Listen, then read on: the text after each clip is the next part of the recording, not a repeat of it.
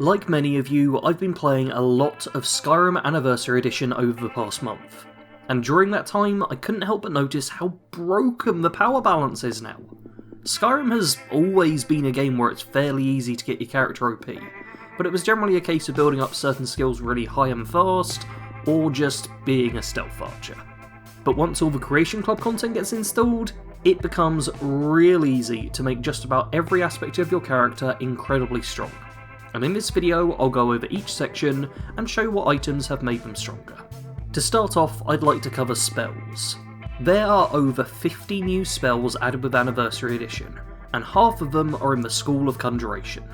Spells such as Conjure Foul Zombie or Conjuring the Saints and Seducers are incredibly cheap and noticeably stronger than the standard Conjure Familiar. And as the spells increase in cost, they equally increase in power, letting you easily keep pace with the standard game spells. And when you reach the top tier, you don't get to make thralls, but instead incredibly powerful creatures for a short summon, such as the Bone Colossus and Ancient Death Priest.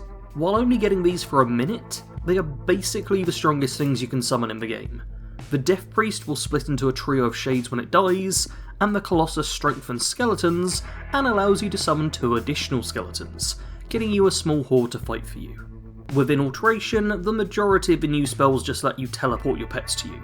While not anything too crazy, this does help a lot with sorting out carry capacity, as you can just summon a pet when you're overloaded, ditch some stuff on them, and then send them back home. These spells are free to cast, so no downside to them. Really, there's just one spell in Alteration that's broken though, and it's Paralysis Rune. While the standard Paralyze spell is expert level, has a high cost to cast, and requires you to directly hit the target, the Paralysis Rune is half the magic cost, can be left on any surface, and even has a large enough radius to take down multiple enemies at once.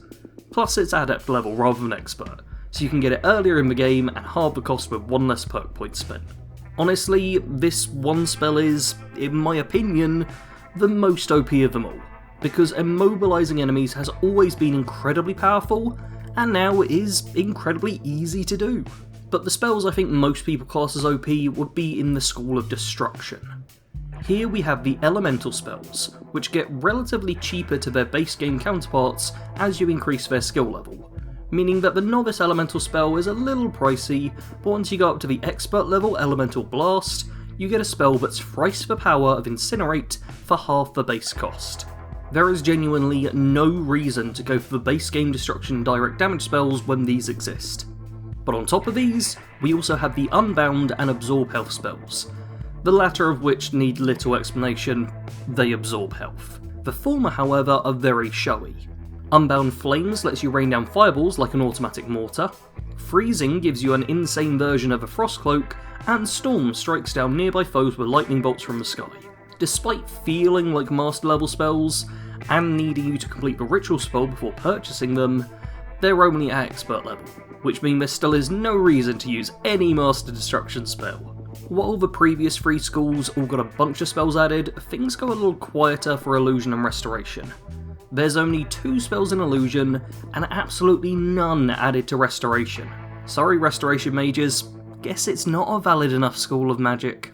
The Illusion spells that were added were pretty cool, and the sort of thing I'd personally have liked to see more of. Orum's Aquatic Escape grants water breathing, night eye, and invisibility for 15 seconds, and Femric's Welcome makes you invisible and allows you to unlock an expert or lower level lock for free within the next 5 seconds. Neither of these feel too crazy strong, but add a nice little bit of flavour. One final note to have about a lot of these spells is that they're just sat in a chest in Hobbs Fall Cave. In total you can pick up 16 of the spell tomes in this cave, making acquiring these spells a real easy job too. Enough about magic, let's take a brief look at armour now, starting with the alternative armours. The base versions of each of these tends to be just a point or so higher per piece than the standard variant. For example, the Steel Soldier armour set has a total base armour rating of 76, while the regular Steel armour set has a total armour rating of 72. This is only a minor boost, but it does mean there's always something a little better than the base game armours to be grabbing. What's arguably far stronger are some of the alternative armours you can get from completing the Crimson Dirt quests. These tend to be of varying difficulty, but the rewards are pretty much always worth it. I'll just do one example of these quests with the Tilted Scales quest. Head inside of Candlehearth Hall in Windhelm, read the Crimson Dirk's book, and then head to the nearby ruins of Yorgrim's Overlook. Once there, you need to unlock an expert locked gate in order to loot a full set of studded dragon scale armour. This is a crazy strong set of light armour, granting 100 armour rating at a light armour skill of just 20. And all you need in order to get this full set is 20 gold and a handful of lockpicks. I went to grab this right out of Helgen, and it took me about 5 minutes from reaching Windhelm. While not the most powerful armour set, especially as it's not enchanted, it is ludicrously easy to obtain. But it's not the only set. Last month I made my best Legion and Stormcloak builds, both of which were based around armour and weapon sets that were really easy to obtain right at the start of the game. For the Stormcloak gear, you do need to get some bear pelts, normally for a tricky spot of pickpocketing, but the Legion gear just needs you to wear Legion armour, a real easy thing to do right out of Helgen, where you just pass by a bunch of Legion corpses. On top of that, the Crusader armour just requires one fight, the Lord's Mail is essentially just an easier to acquire version of the Ebony Mail, and the Ebony Spell Knight gear has some really solid enchantments. A lot of strong armour has been added to the game, and a lot of it is easy to get your hands on. And it's the same thing when it comes to weapons. There's plenty of high tier uniques you can get your hands on, but here I figured I'd focus on the crossbows. The Dawnguard DLC first added crossbows to Skyrim, and they were often seen as the powerhouse option for archers. They may have a slower rate of fire than your standard bows, but the extra damage and stagger sure makes up for it. Now though we have both the elite crossbows and expanded crossbow pack items in the game, previously the damage of crossbows ranged from 19 to 22 base damage. Now it starts at 20 for the weakest new crossbow, but goes all the way up to 30 base damage. Keep in mind that the Dwarven crossbow used to be the highest base damage bow with 22 damage, and just below that was the Dragonbone bow with 20 damage. With the new crossbows, not only do they have the highest base damage, but you can pick up a bunch of different ones in the Fletcher's shop in Solitude. Laying out in the open and locked away in a few cabinets at the back are various crossbows. The best one out in the open is the Glass crossbow, with a base damage rating of 25. And if you can manage to crack open an expert locked case, then you get your hands on a Daedric crossbow with base damage rating 28, the second highest in the game. In fact, that's the same base damage as a Dragonbone Warhammer, the highest damage weapon in the base game, and you can pick it up at level 1 for a 20 gold carriage ride. And it's not like melee weapons are being neglected. The Civil War Champions weapons are among the strongest in the game and real easy to get. Every Saints and Seducer's weapons is on the higher end of the scale, Stendarr's hammer can be stolen real early, and is the same base damage as the strongest base game weapon, just with a powerful enchantment to boot. Of course, you don't have to steal items or complete quests to get great gear. You can just go fishing! Not only is this the most memed about part of Anniversary Edition, it also grants some great items, primarily rings. The Mentor's Ring reduces all spell costs by 10%, the Ring of the Wind makes you move either 15 or 25% faster, still not certain which one is true, and the Ring of Finaster increases resistance to magic, shock, and poison by 20%. And all of these rings are just randomly available by fishing. This isn't even the stuff you get by completing the fishing quests. If you're willing to spend the time, fishing can really pay dividends. But if money is what you're after, then it's real simple to make it. Keep in mind that every single item I've already mentioned is worth a good amount and easily acquirable. But there's a much better way to earn gold now. One in which you can just leave things running and the work will just be done for you. So in the theme of that, I'm going to head off for a minute and let someone else do the work of this section for me.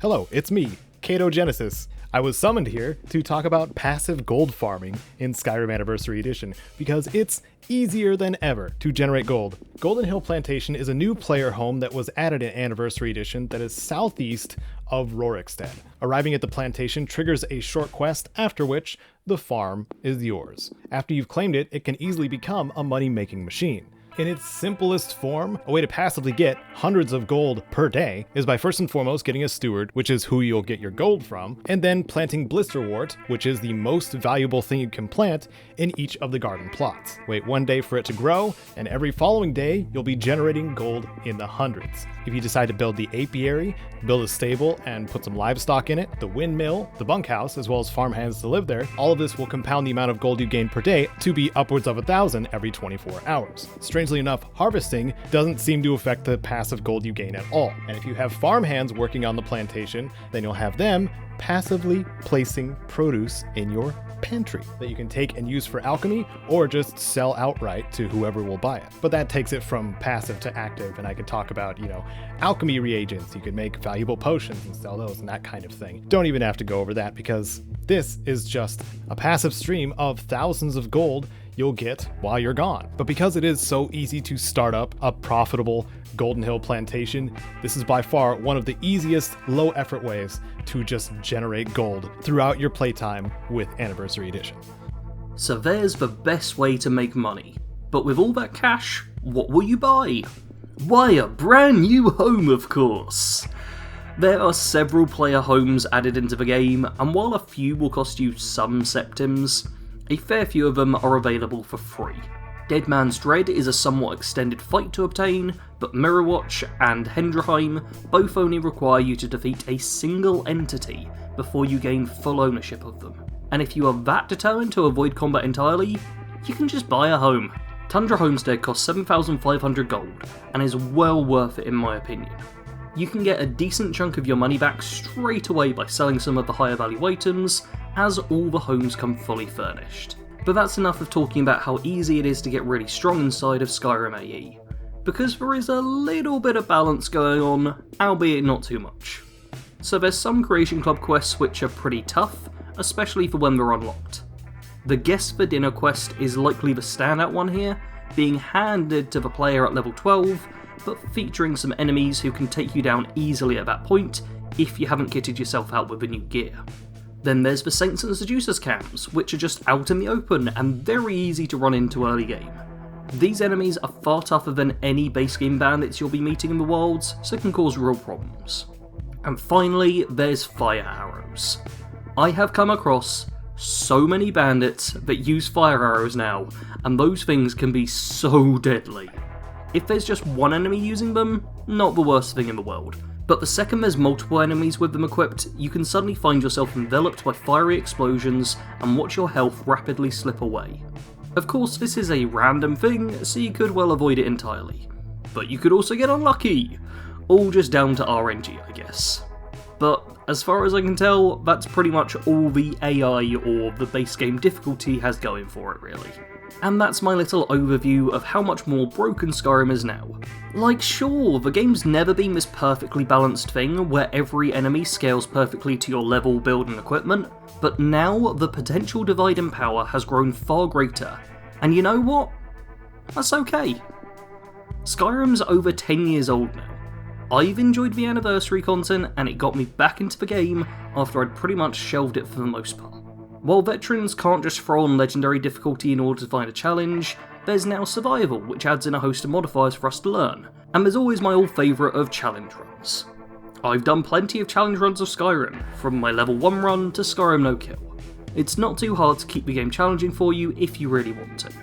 But for everyone else, it's now broken, and that can be fun in its own way. As always, thanks for watching. Sarge out.